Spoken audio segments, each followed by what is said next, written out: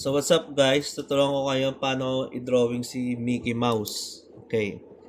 So para i-drawing si Mickey Mouse, kailangan mo lang mag-drawing ng tatlong bilog. So 1, 2, 3. Hindi kailangan maging perfect, kailangan lang maging bilog lang talaga. So lagyan mo lang na parang katulad kay Jollibee. Yung pag ganito na curve. Yan, tama. Tapos ngayon, lalagyan mo siya ng smile.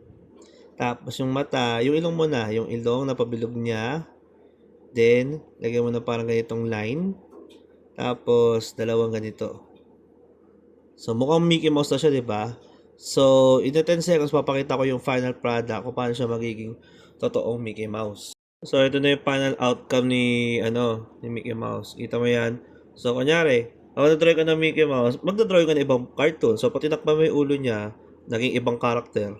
Si Mickey Mouse. Ibang karakter. Si Mickey Mouse.